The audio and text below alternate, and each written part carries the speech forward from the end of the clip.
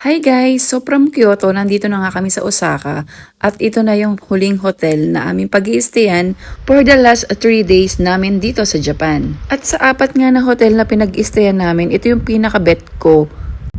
Bukod sa kompleto siya, ultimo hair tie meron dito. Gusto ko kasi yung idea na hiwalay yung shower sa toilet and then sa vanity. Hassle-free talaga kasi hindi na namin kailangan mag-intayan. And the best part at pinaka-mamimiss ko talaga pag uwi ng Pinas ay ang toilet. Sa sobrang high-tech nga ng mga toilet dito, parang ayaw mo na umalis. Dahil ba naman pag upo mo pa lang ang warm ng seats na para bang ayaw mo nang tumayo.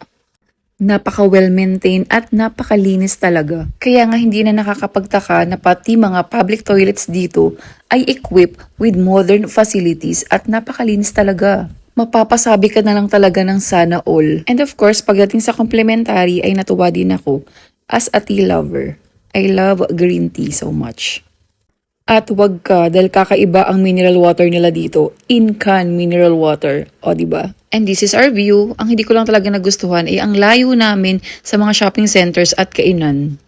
So after nga namin magpahinga ng kaunti, go na ulit kami para maghanap ng makakainan.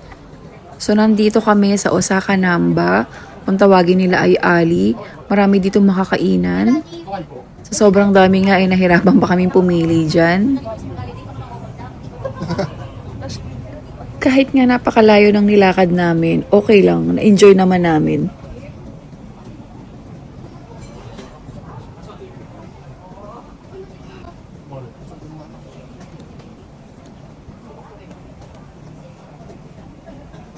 And finally, after ng mahabang pila dito sa Ichiran, nakakain din.